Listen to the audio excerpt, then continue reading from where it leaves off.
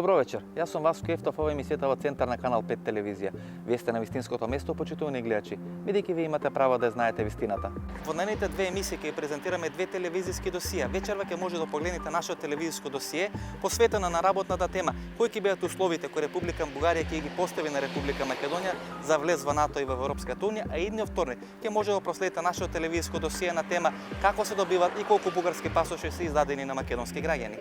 На почетокот на вечерашната емисија ќе може да погледнете 8-минутно ексклузивно интервју со поранешниот и долгогодишен шеф на кабинет на бугарскиот председател Тодор Живков, господинот Димитар Чакаров, кој ќе говори за неколку ексклузивни работи кои прв пат се објавуваат пред македонската и пред балканската јавност. Тоа е прашањето како се воспоставуваат тие релации помеѓу бугарскиот председател Тодор Живков и Ванчо Михајлов, дали бугарските служби го штителе Ванчо Михајлов, каква е улогата на Бугарија и на Ванчо Михајлов при атентатот на папата и како Тодор Живков успеа да ја спаси таа можна операција за спојување помеѓу Пиринска и Вардарска Македонија.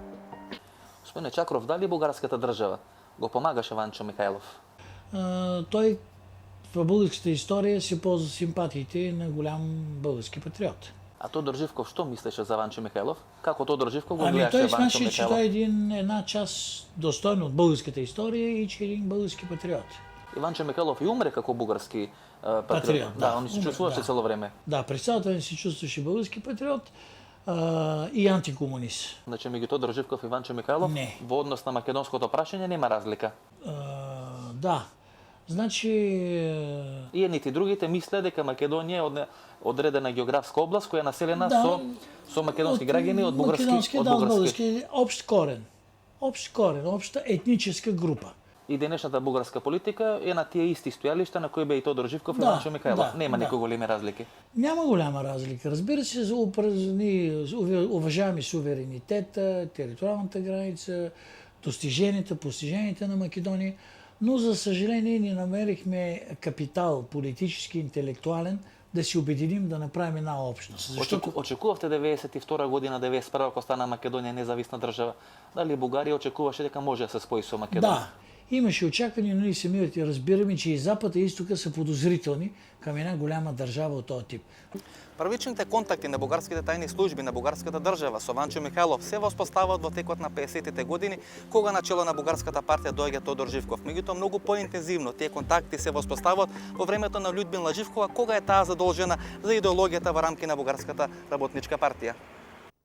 Дълго време на организацията на Ванчо Михайлов се изчиташе като една македонска фашистска организация. Значи, господине Чакров, керката на Тодор Живков, Људмила Живкова, е првата која вели дека бугарската држава треба да има добри односи со всички българи зад граница. Включително и Ванчо Михајлов. Да, тя не го формулира специално. Тогава имаше много хора от неговите организации по Австралия, Канада, Америка, които имаха смъртни присъди. Тоа се тие МПО, значи Македонска патриотическа организация и други форми. Да, някои от тях имаха смъртни присъди. След това се видя, че с тези хора може да се работи. Какво значи да се работи? Значи вие преку тие организации всушност воспоставувате контакти индиректно со Ванчо Михајлов. Не бих казал финанси директно, като пари, а повече като материална база.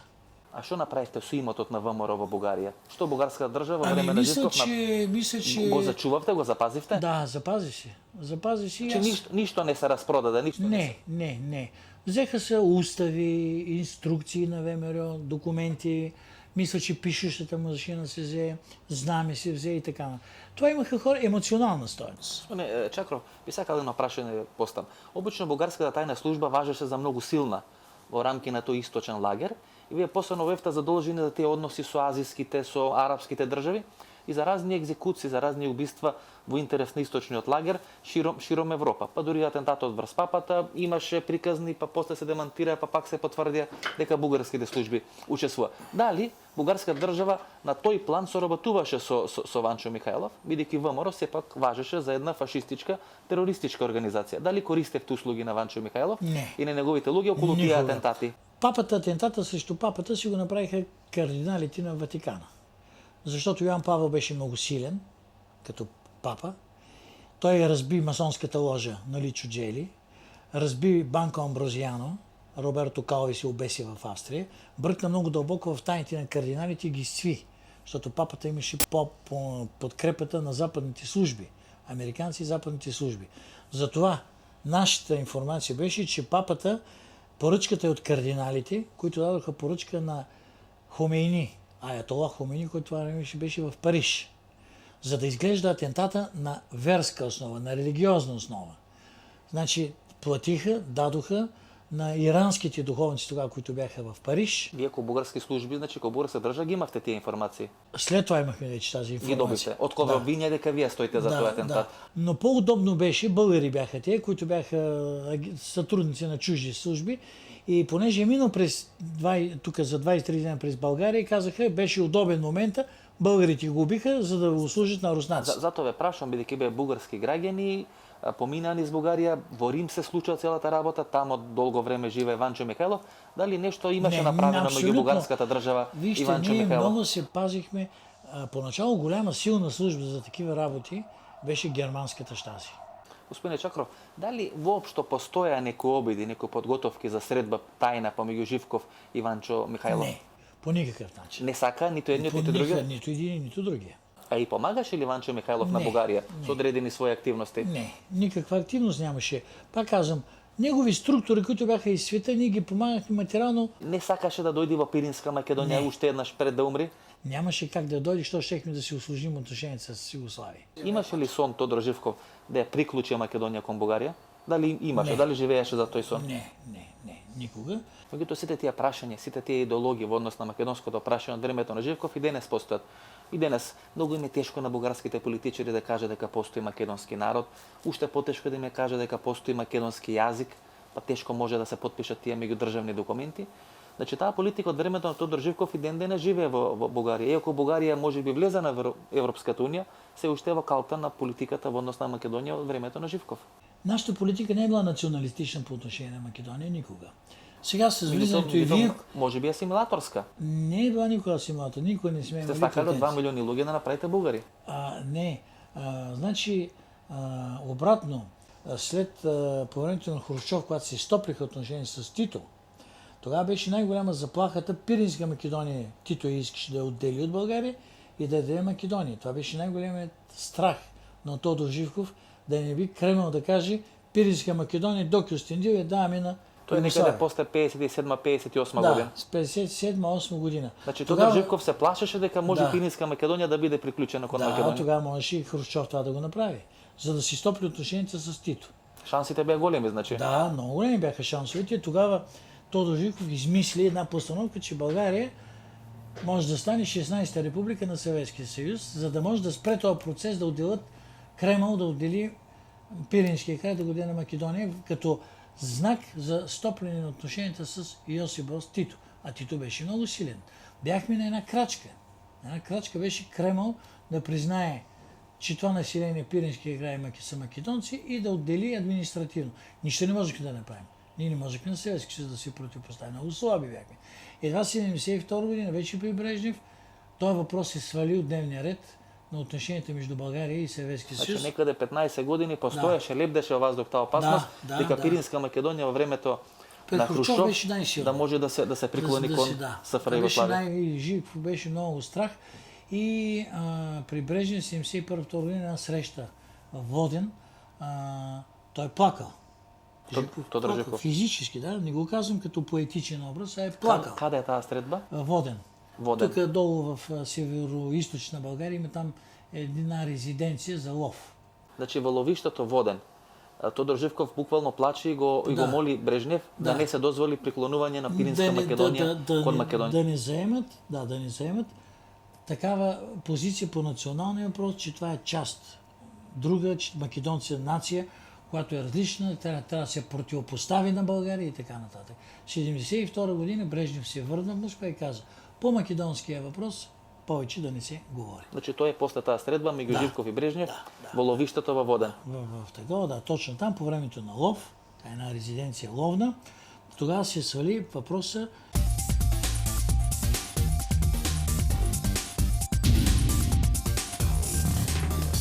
На економски план денес Бугарија полека станува модерна европска држава. Меѓутоа кога станува збор за македонското прашање, се уште е заглавена во калта на Иванчо Михайлов и на Тодор Живков, односно признава постоење на македонска држава како одредена територија, меѓутоа без постоење на македонски народ и на македонски јазик. Божидар Димитров е еден од најконтроверзните бугарски историчари, личен пријател на бугарскиот председател господинот Парванов и човекот кој има многу битно влијание врз креирањето на бугарската политика во однос на Република Македонија. Автор е на книгата 10 лажи на македонизмот и всушност е еден од соработниците на бугарските тајни служби во однос на македонското прашање, што и самиот тој не го крие. Интервјуто со него го снеме во поранешниот кабинет на бугарскиот председател Тодор Живков. Снимаме во еден многу битен историски простор на Бугарија и на Софија. Ова е кабинетот поранешен на Тодор Живков. Дали Божидар Димитров се чувствува моќен кој што е Тодор Живков порано во Бугарија? Не за тоа. Зошто го одбрав овој кабинет? Не за тоа, аз не желая. Која порака сака Божидар Димитров? Немаше каде другаде. Правителството ни премести тука. Сместувајќи се во кабинетот на Тодор Сега Живков. правителството, може би знаете, въз основа на моите атаки, че тази сграда не е удобна и не е достатъчна, ще се строи нов музей в центъра на София. Даже може да потърся писмото да ви го покажа. Ја продолжувате политиката? Тая сграда не ми Ја харесва. продолжувате политиката на Тодор Живков? Не, той нямаше такава политика. Той слушаше Москва. Ако Москва му каже не се занимай с Македония, той не се занимаваше. Кои се најголемите јастреби на бугарската политика, која креира таа бугарска политика во однос на македонското прашање? Јас мислам нека тие што се експонирани во јавноста не се вистинските раководители.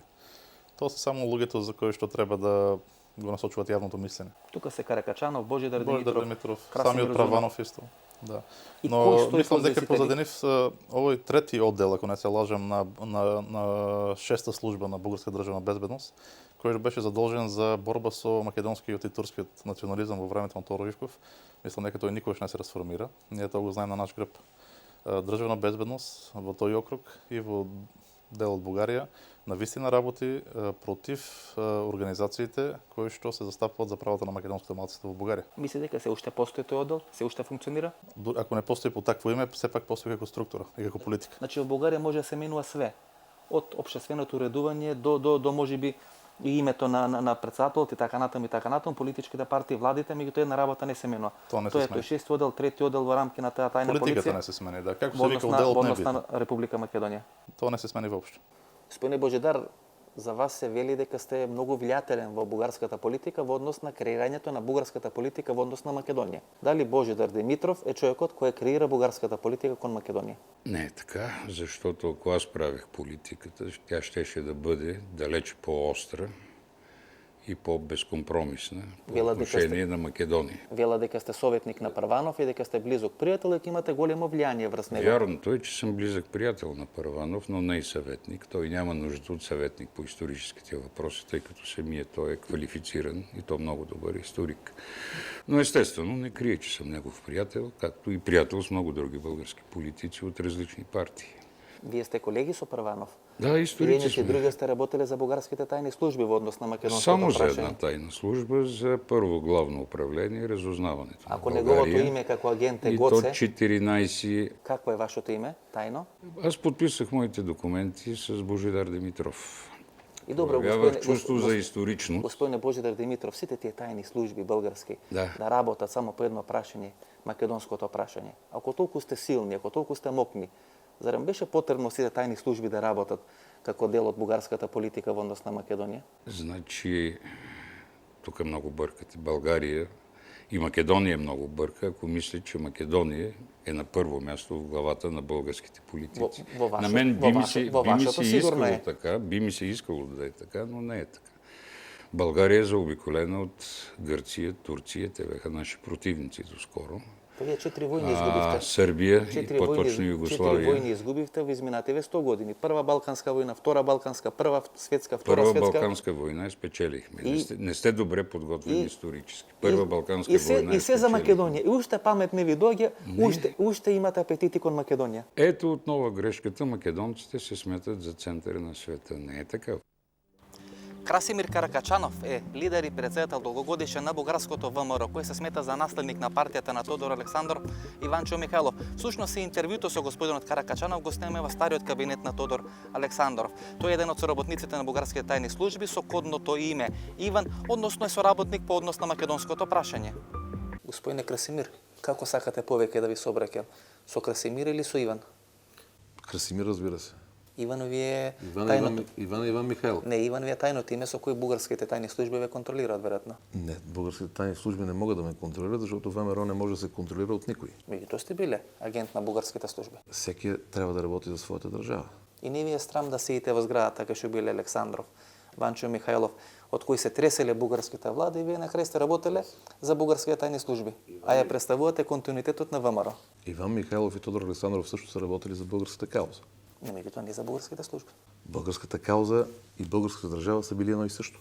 Свесен ли сте колку од овие јастреби на бугарската политика, кои ги пишат разни книги, 10 лъжи македонизма, Божидар Димитров, или Красимир Каракачанов, или председателот Парванов, сите тие биле агенти на бугарските тајни служби кои работеле токму на македонското прашање. Зошто една држава која смета дека историски е во право, ги користи сите тие тајни служби, во широка лепеза на луѓе, ги прави бугарски агенти, односно агенти на тајните служби, со една единствена задача, да работат на македонскиот въпрос, како што велите вие, или македонското прашање, како што велам јас. Ако сте во право, вие ќе останете луѓето сами тоа да го сватат, а не со силни мерки на државната полиција. Аз ще повярвам на всичко това, което казвате, само когато вие ми покажете агентите на српските, на югославските тајни служби в Македонија. Ама зашто говориме за српските, да говориме за България? Защото политиката на Скопие, защото политиката на Скопие по време на Югославия се определяше от Белград, а не от Скопие. Дали Парванов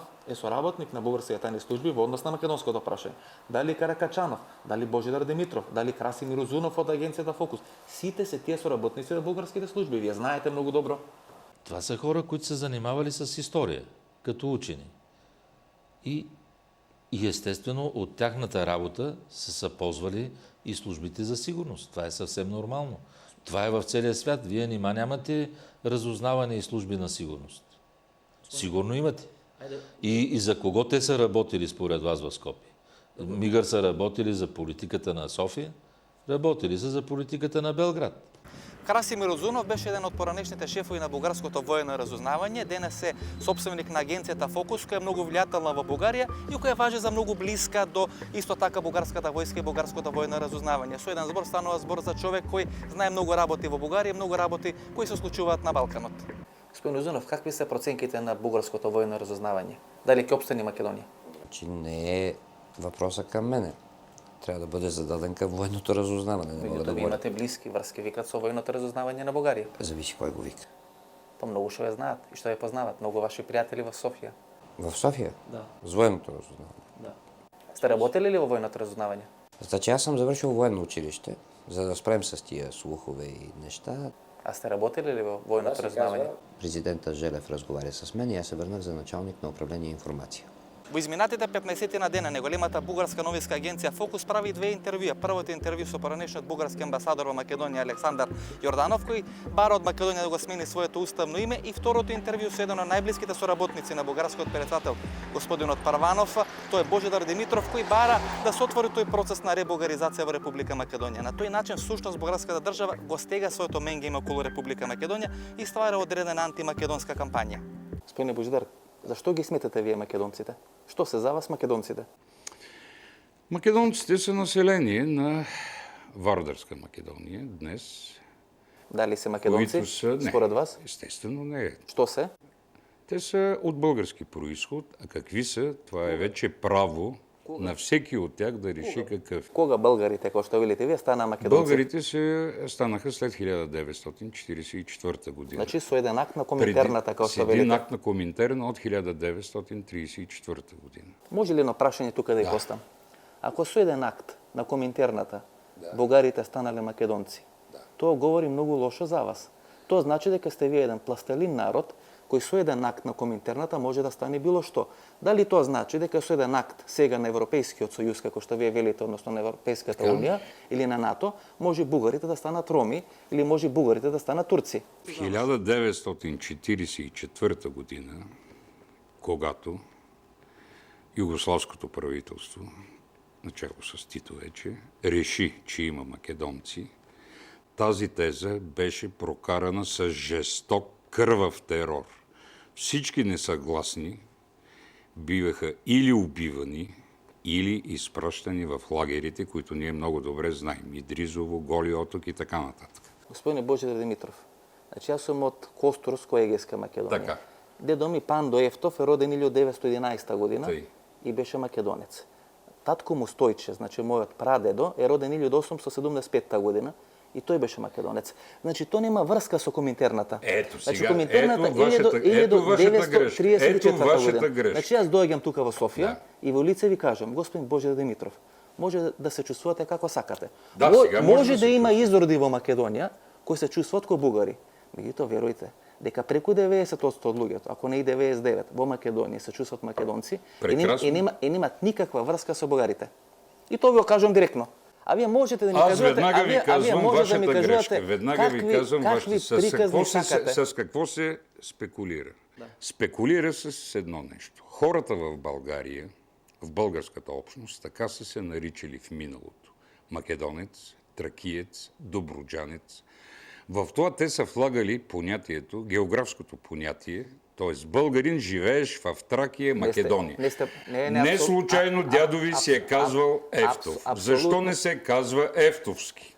Към коя църква е принадлежал дядо ви? Към българската екзархия. Тука не сте во право. Значи, Напротив, много съм прав. Не сте во право. Сега ги кажам еден пример. Значи, во време на грчко-албанскиот фронт или грчко-албанската војна, дедо ми кој е ранет, Тъй. во носат на лекување во Софија, му нудат да остане во Софија и да потпиши дека е бугарин, дека сака да остане да живее во Софија, човекот бега и се враќа во Македонија. Тоа ви говорам цело време. Няма такова, Во тие лаги кои ги правите 200 години, вие може да верувате, ама не веруваат граѓаните на Република Македонија. И мислам дека една за секојаш мора да прекинете со тие лаги. Добре, аз отново ви казвам, покажете ми един документ, в който някой до 19 век се е наричал другояче в Македония, освен българин.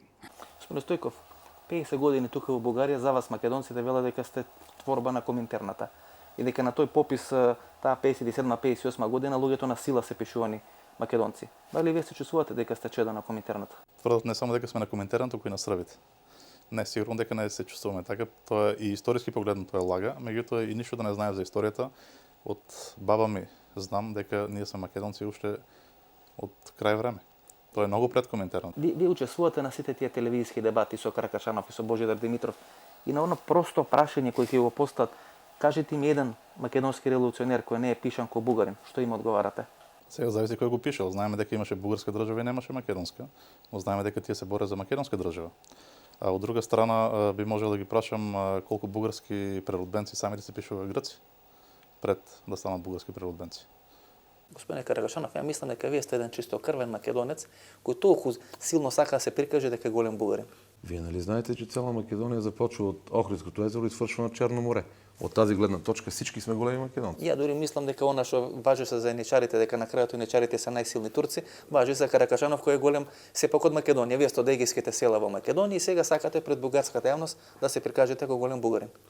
Ами тогава трябва да кажем, че и Гоце Делчев е предавник, и цар Самуил е предавник, и Дама и Груев всичките. По вашата логика. Защото първо... Војно интервју изјавивте вие сте исто што и Гоце Делчев и Ане Сандански. Ами, въпросът беше какъв се чувствате. Да, и како се чувствувате? Чувствам се, пак казвам, така какъвто се е чувствал и Гоце Делчев, Дама и Груев и Ане Сандански, българин. И не мислите дека и не мислите, господине Каракашанов, дека после вакви изјави Гоце и Ане се превртат во гробовите? Аз мисля, че след вашите въпроси се превъртат в гробовете, не след моите изяви. Господине Каракашанов, и како вие ќе му убедите дека сум бугарин? Няма да ви убеждавам. Татко ми, дедо ми, прадедо ми, значи нека до 1870 година, од кога знам за мојата фамилија, сите ние се пишуваме и се чувствуваме како македонци. Няма да ви убеждавам по никакъв начин. И како вие денес, во 21 век, 2008 година, уште ги верглате тие историски реминисценции? Няма да ви убеждавам по никакъв начин. Човек се убеждава, когато чете книги. Документи и факти. И ако има две вистини, вашата и нашата, кај ќе се најдеме? Всеки избира сам.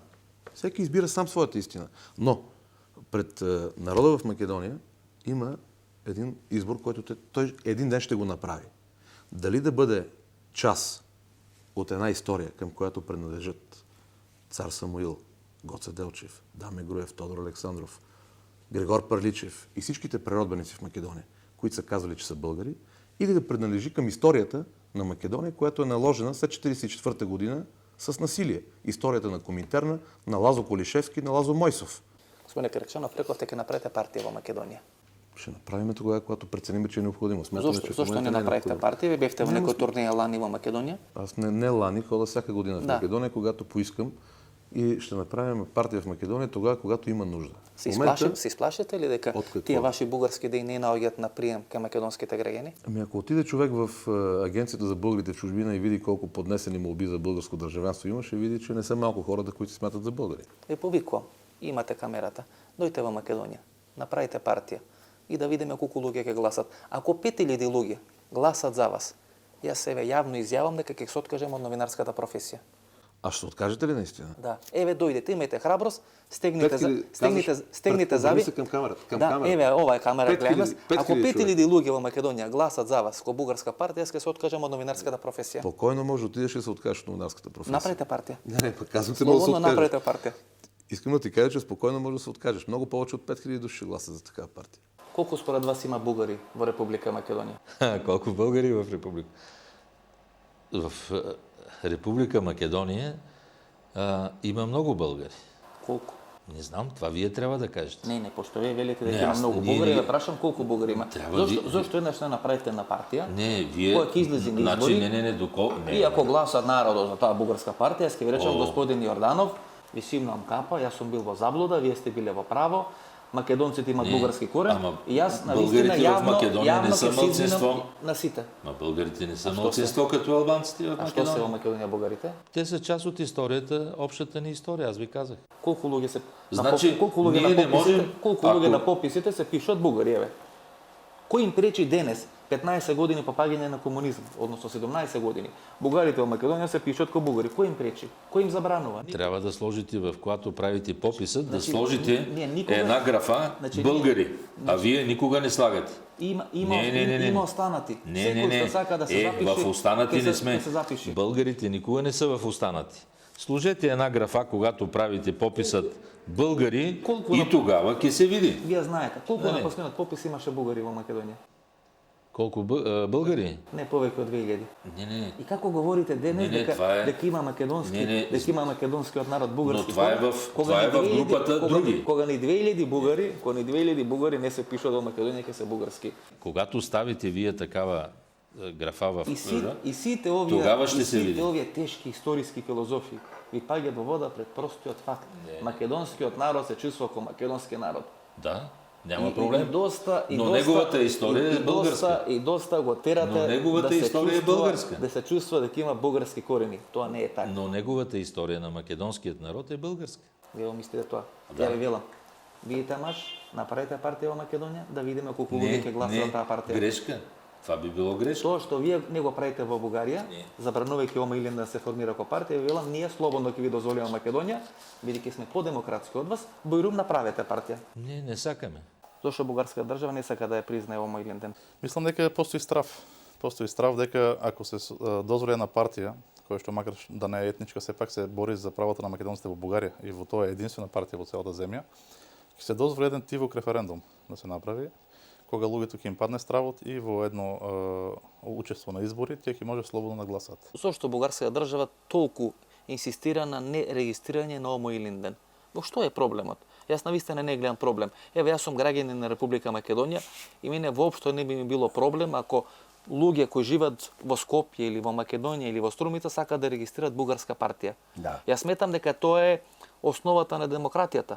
Да се остави нешто да се регистрира, па ако гласачите гласа за тоа, добро, ако гласачите не гласа за тоа, повторно добро. Не можам да разбирам зошто бугарска држава толку упорно не дозволува да се регистрира Омо Илин ден.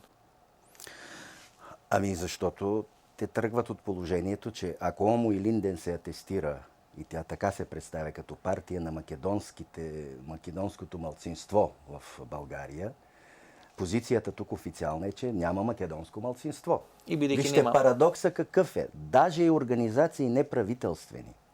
Има една организация, която се ръководи от Антонина Желяскова, много интересна иначе жена, която се занимава и получава така спонсорства от американски и други международни институции и която се занимава с междуетническите отношения на Балканите, специално с малцинствения проблем на малцинства. За България пишат, издават книги постоянно и говорят за всякакви малцинства, само за македонско не. В България е единствената организация, може би, която признава, че освен нашето дружество за българо-македонско приятелство, което е регистрирано в българския съд, Другата организация, която признава официално и не се бои да го каже, че има македонско малцинство в България, това е Хелзинския комитет. Българския Хелзински комитет. Това са двете. Няма друга организация, правителствено, неправителствено, което да признава, че в България има македонско малцинство.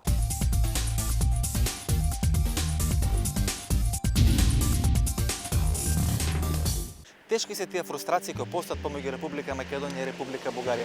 Македонскиот народ и денеска, кога Бугарија е членка на НАТО и на Европската унија, се уште смета дека Бугарија е најизостанатата држава во Европа и дека се уште бугарките се продаваат за 2 црвени на скопските пазари. Од друга страна, во Република Бугарија и денес се негира постоењето на македонскиот народ и македонската нација. Ке треба многу време да излеземе од халта на тие фрустрации.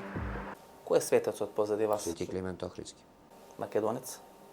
Свети Климент Охридски, пръв епископ на български език в областта Кутмичевица през 893 година. Това е годината, като ме дърпаш за езика, да ти кажа. 893 година. Слушай ме, само една секунда. Слушай, дай ми да питаш кратко, отговарям ти кратко. И писмеността сме вие дали од Охрид. Да бе, от всекъде бе, моля ти се. Слушай, аз ти казах едно. Може ли да работи Охридската школа без присковска? Зашо некој бугарски светец не сте ставиле? Той е най-българския, бе. Най-българския. Най-българския. Слушай, Плиска има школа. И кога влеземе во Европска унија, ние и вие. И какво правим? И кога не прашат французите, чиф е Климент Охридски? Наш. Наша? Наш. Заедничка? Ма естествено, бе, той е наш, бе. Цялата работа И кога играат иска. Македонија, Бугарија футбол. Така. Той ми ги држава Хайде на нашите, прв. викаш. За кого навијате? Хайде нашите. За нашите? Слушай, бе, семията е, ти не разбираш ли? Никой не иска да ви вземе ни езерото, ни Охрид, ни да си нося Свети Климент, ни Свети Пантелеймон. Разбираш ли? Самия факт, че тук има деца, които се казват Климент. В Македония има ли деца, които се казват Климент? Има. Чии са? Има ли Наум тук, който се казва и там? Има. Какво говорим? Има ли Васко тук, што се казва до Бугарија? Ма колко искаш, имам аз трима тук. Васил Гьошев, не знам си какво други работи. Какво правим? Но не са Василий Българубиец като тебе. Зошто бугарската црква не ја признаа македонската православна црква? Така църква няма. Постојано се поставува в дилемата зошто бугарската православна црква не ја признае македонската православна црква, како што тоа го направи бугарската држава на 15 февруари 1992 година со признавањето на македонската држава. Одговорот кој сам по себе се наметнува е дека до денешен ден бугарската православна црква се уште не се откажала од своите стремежи да докаже дека е наследник на старата Охридска архиепископија. Зашто бугарската црква не ја признаа македонската? Защото македонската църква иска континуитет от Сръбската православна църква и твърди, че се е отделила от нея. Ако Македонската православна църква, която твърди, че е наследник на Охридската архиепископия, заяви, че тя е наследник на Охридската архиепископия и на Българската екзархия, която е била в Македония, ще бъде призната. Кога вие лично ја добивате таа титула архиепископ Цетински и митрополит Црногорски? На Хиротони, kao i svakoj drugoj crkvi, se hirotoniše za episkopa i tu dobija titulu episkopa. Според некои информации, тоа е направено во црква во Софија, во присуство на бугарскиот патриарх господинот Пимен. Jeste, to je bilo 15. marta 1998. godine u crkvi Svete Paraskeve. To je bilo prisutno dosta ljudi. Значи, тоа е црква Света Параскева во Софија. Jeste, u Sofiji.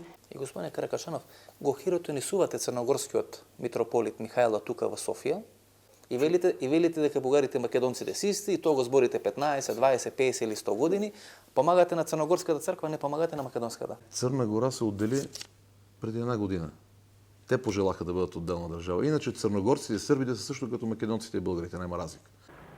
Дали денес, кога сме под таков силен притисок на Република Грција, може да се случи Република Македонија да го условува македонскиот прием во НАТО и Европската унија? И кои ќе бидат тие услови? Кој пред Република Македонија може да ги постави владата и председателот на Република Бугарија?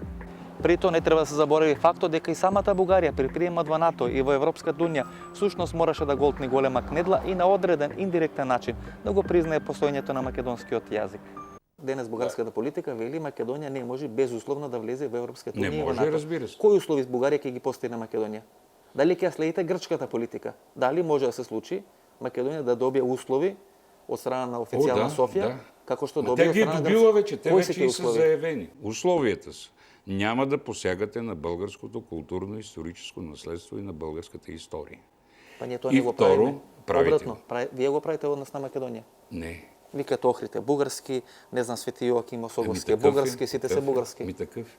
Па што треба да направиме? Айде да слезем долу в музея, да погледнем да някои ги земеме, неща. да ги откопаме и да ги донесеме тука во Софија или во Не, Велико просто Трнова. ще признаете своята истинска история. И ако тоа не го направиме, ќе ни ставите ли вето за влез во НАТО и во Най-вероятно Европска да. унија? Най-вероятно да. Вие ја поддржувате таа политика? Да, се поддържа. Му давате сугестии такви на Прванов, кој ви е личен пријател? Нямам нужда да му давам сугестии. Първанов е историк. Той сам Прванов си пред 2 решил. недели рече нема безусловна поддршка за Република Няма. Македонија. И Калфин каза 6 месеца по-рано. А Калфин Тоа ве радува? е също. Да, естествено, защото това е и хуманно дело. Ние не можем да позволим един куп народ в момента в Македония, колко много, не знам, 200, 300, 500 хиляди, да са принудени, да нямат свобода да изразят своята национална идентификация като българи.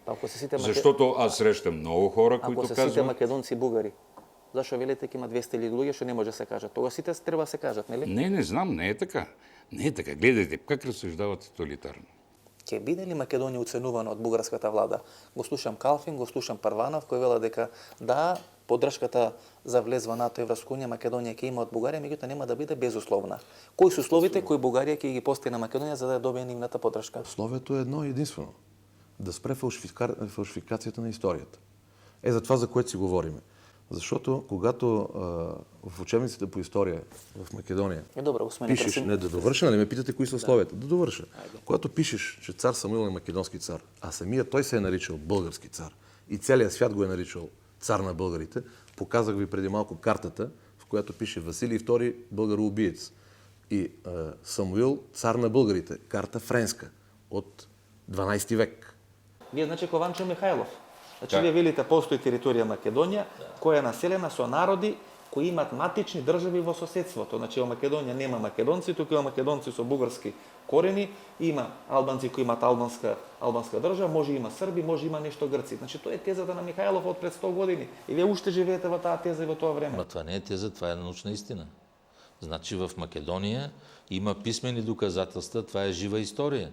Това не е нещо, което се е случвало преди 1000 години. Колку време бевте во Скопје? 4 години. Заради не ви беше доволно да сватите колку ние македонците и вие бугарите се разликуваме? Не се разликуваме. Нема никаква разлика. Имам второ прашање. Нема разлика. Имам второ прашање. Нема разлика. Сирота ова наша македонска држава Скопје, Што да е кој сирота? дозволува вакви луѓе да доаѓаат за амбасадори во Македонија. Дали мислите дека Бугарија би дозволила македонски амбасадор во Софија да биде некој кој кажува дека бугарите се татари? Дали Бугарија би го дозволило тоа? Значи велам сирота македонска држава. не може да се казва, че се татари кој дозволува вакви луѓе кои негираат незината нација, кој вела дека не постои македонски народ, дека тој е заеднички народ со бугарскиот народ, доаѓа и ја представува Република Бугарија. Да. Тоа е навистина срамота. И вие не требаше да прифатите да дојдете во таа држава ако негирате постоење на македонскиот народ. Аз не само Кој ви беше това. функцијата? Аз съм убеден, че е така. Па вие ви дојдете Защото- тамо да држите защото пропаганда, аз а знам не да книги. развијате добрососедски односи. Добре, защо вие толкова години криете от вашият народ, че книгата на братя Миладинови се нарича Български народни песни? И я наричахте Македонски народни песни. Защо лъжахте народа? И како господине Калчев да го струшиме тој ментален зид што постои кај Кюстендил помеѓу македонците и бугарите. Тој е очигледен ментален зид. Некојаш посилен кај едните, некојаш посилен кај другите. Мене не ми пречи, доаѓам во Бугарија, ве слушам на бугарски јазик, ве респектирам историјата, не се согласувам со многу делови од таа ваша историја, се чувствувам македонец, апсолутно ме навреда ако ќе рече некој дека сме творба на Коминтерната, меѓутоа сакам да разговарам со вас. Имам чувство дека во Бугарија не се сака да се разговара на таа тема и на тие прашања. Зошто? Како да се сруши тој ментален зид? Аз мисля, че в България много трудно ще стане това. Много е трудно. Има една закоравялост в менталитета на българина. Вие знаете сега какво се получава. Те изкарват, че българския народ е най-стария народ, едва ли не. Имаме тук разни историци в кавички, които пишат, че Исус Христос на кръста е говорил български език. Имаме историци също, които сега и правят и телевизионни предавания, ваши колеги тук, които казват, че българите били, древните българи били още в Хималаите, в Андите в Южна Америка. Има историци, които са университетски професори в университета, които твърдат, че България съществува български народ от 6000 години. За жал обаче, много люди в Македония, вместо да гледат към иднината, започнаха да гледат към Александър Македонски. И почнаха дори да сборуват че едва ли не Александър Македонски е говорил на истият български език, на който сега с вас сборуваме.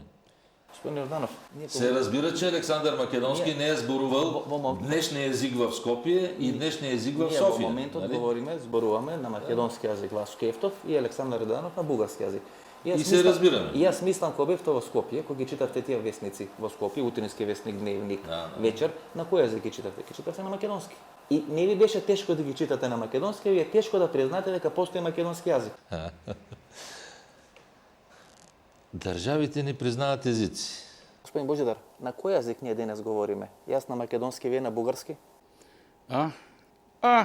Много хубав въпрос. Нека зрителите сами да си отговорят. И аз да ви кажам, имам тешкоти да ве разберам, се напрегам да ве разберам. Ама нормално е, и мислам дека постои многу поголема разлика помеѓу македонскиот и бугарскиот, отколку помеѓу македонскиот и српскиот язик. Не е вярно. Не сте добър филолог. Сръбски език, както и всички останали славянски езици, имат падеж. Докато българския и македонския са аналитични езици. Бугарската формула за решавање на тој така наречен јазичен спор со Република Македонија, односно договорот меѓу државните документи да се подпишуваат на македонски и на бугарски јазик согласно уставите на двете држави, од страна на грчката дипломатија е искористена како можна формула за решавање на тој проблем со името. Имено, токму таа формулација на последната следба, грчката министерка за надворешни работи Дора Бокојани и ја изнесе на американскиот државен секретар Кондолиза Рајс и тоа е употребено за давање на тоа средно име Уставна Република Македонија, кој беше всушност најголемото изненадување на тој список и на таа рамка на имиња кој Метјо Нимиц достави до двете страни.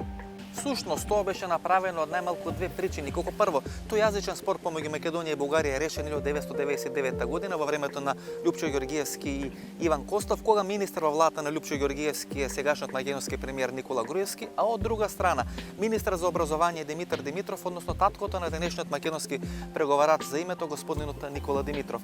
Всушност грците сметаа дека базирајќи се на тие претпоставки, можеби Република Македонија и македонското водство нема да има големи проблеми со прифаќање на тоа име Уставна Република Македонија.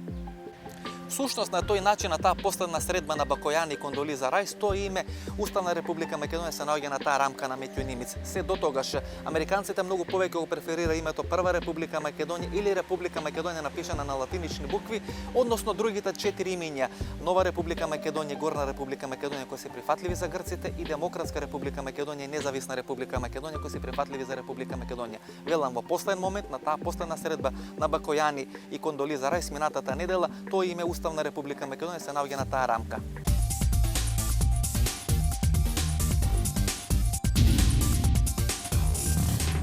Господине Божидар, колку македонци има во Бугарија? В България? Да. Нито един няма, естествено. И освен това, в българския менталитет, аз това никога не мога така да го приема и да го разбера, няма както у другите народи, няма и нотка за самокритика. Да се критикуваш и ти, да признаеш, че ти не си прав. Българина някак си е един такъв човек, който, знаете ли, прилича, аз ще ви го кажа с един анекдот. Типични българи у нас са шопите. Шопи, знаеш така, нали? Шоп, които живеят тук около София. Така е. Има такъв фантастичен анекдот за шопа. За да разберете какво значи, това е обобщение на българина, на българската менталност. Значи, преко анекдота да го најдеме менталитетот. Да, ще го найдеш, ти ще го разбереш. Шопа отива в зоологическа градина, некъде в чужбина, не в Софийската. И вижда жирафа, това голямо животно с дългата шия. И го гледа и си тръгва и вика, нема такова животно. Той не може менталитета му да побере такава дълга шия на животно. Той го вижда, че го има, но вика, нема такова животно. Това е българина, българския менталитет.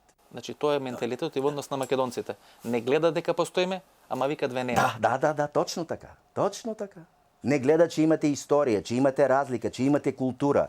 Не гледа, че ако му дадеш книга на македонски език, съвременна даже да му дадеш поезия, не може да разбере всичко. И ще се затрудни, особено поезия, лирика, нали, други неща, роман да чете. Обаче вика, нема език македонски, нема култура македонска, нема македонски народ. Останете со нас и по рекламите да го проследите финалето на нашето вечерашно досие.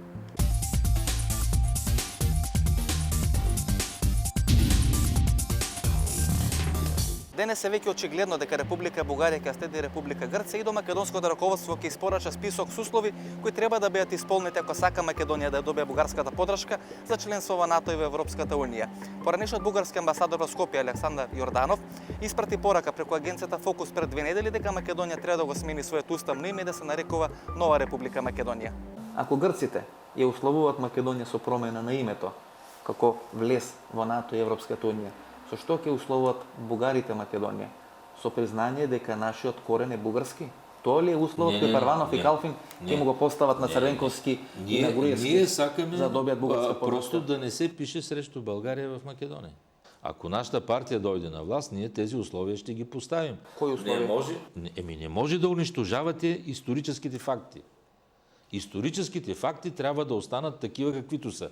И ако на стената на църквата Свети Наум в град Охрид е написано Цар Борис Михаил, и това се знае, че тази църква, той е спонсора, той е дал парите, за да се построи църквата Свети Наум край Охрид, това трябва да се почита от вас, а не да го унищожавате.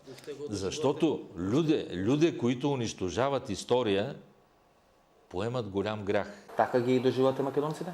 Да, унищожават история. Уште го сметате Охрид за столица на бугарското царство? Ние сметам, че в тази църква пише цар Борис I Михаил и очите му са избодени от некои. Уште ли ги имате тие сонови дека Охрид е седиште или главен град на некогашното бугарско царство? Да, разбира се. Охрид е бил столица на българската държава. Ние тоа треба да го прифатиме, ако Бугарија сакаме да ни даде Ама дозвола има факти. и не гласа против влез на Македонија во НАТО и Европска унија. Значи Охрид е бил столица на Той е българското господин царство по Йорданов. времето на Самуил. Много по-голема и уцена. извадете книгите и го прочетете Тоа е във всички истории. много по-голема уцена, отколку што го прават грците со името. Няма значение как го сметате вие. Дали Бугарија ќе следи грчката политика во однос на Македонија? Значи това са въпроси, които са към Външното министерство. Значи аз съм частна агенция. Добро. Аз ти казвам това, което аз виждам. Значи аз ти казах, тревожни процеси виждам в Македонија последните Дали години. Бугарија от го 90-те. менува полека моделот, ако 91 година во дел на бугарската политичка елита се сметаше дека признавањето на Македонија значи рушење на Берлинскиот зид помеѓу двете во наводници бугарски држави. Къде си го прочел това нещо? Такви изјави дава од Филип Димитров до Александар Јорданов. Значи можеме да ги најдеме, ако влеземе во архивите на бугарските медиуми, тоа можеме значи, да го Александър најдеме. Йорданов го познавам и когато беше председател на парламента и когато беше посланник. 92 година која ја признава Бугарија и Македонија, Александар Јорданов България е призна председател. Македония на 19 януари 1992 година между двата тура на президентските избори. Така и беше председател на парламентот Александар Јорданов. Македония беше призната. Министър-председател беше Македония Филип беше Димитров. призната заедно с 4 останали Така е. югорепублики. Затоа меѓутоа јас ве прашам, дали тогаш во бугарското јавно мнение немаше одредени размислувања дека тоа е рушење на Берлинскиот зид исто како помеѓу двете германски држави, Источна Германија и Западна Германија? Може би някой е направил такова емоционално изказване, в момента нямам спомен за такова нещо. Дали 92 година, Да. кога Бугарија прва е признаа Македонија, вие сметате дека треба да падне тој Берлински зид помеѓу двете држави? Естествено. Ако играат фудбал, Република Македонија и Република Бугарија, Да. за кога ќе навијате? Аз ли? Да. За България? А не ли викате наши сме, исти сме? Како тоаш ви навивале за Бугарија, не за Македонија? Не, това са смешни паралели. Значи вие ќе се навијате сепак за Бугарија. Разбира се, да. Ако